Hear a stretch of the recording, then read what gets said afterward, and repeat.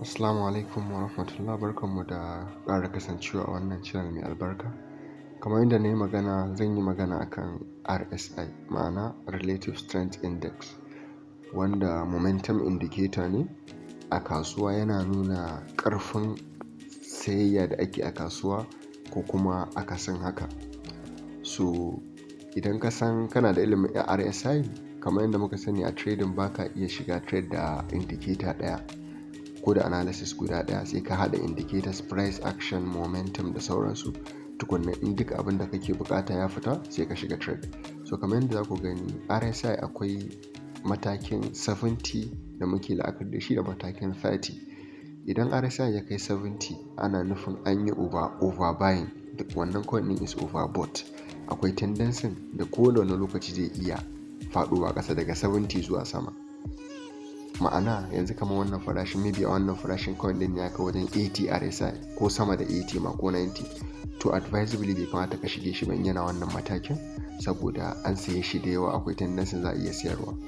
Haka zalika idan ya kai ya zo irin 30, so akwai tendency, ko ƙasa da 30 akwai tendency za kasuwa ta yi raga-raga ko sha wani abu, za ka iya shiga wannan kasuwancin. Idan ka duba wasu indicators din, sai ka shiga kasuwa ko ka shiga trade ai sama da kai. Akwai abin da ya kira da divergence, shi ma a RSI, wanda shi kuma powerful indicator ne na cewa za a iya samun reversal. Divergence kamar yadda na rubuta shi haka, to yana da matuƙar muhimmanci shi ma a ilimin RSI.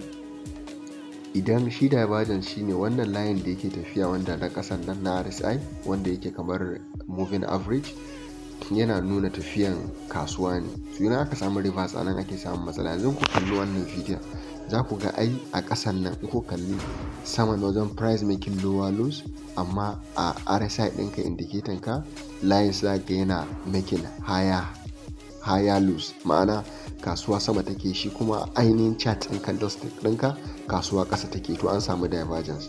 In dai aka samu wannan divergence ɗin, akwai tabbacin kasuwa za ta tafi a inda tafiyar RSI ta yi. Idan RSI ya nuna ma bullish za a tafi, ma'ana higher lows yake printing ba lower lows ba, so ma'ana kasuwa sama za ta yi. Shine wannan kaɗan daga cikin abin da ya kamata mu sani.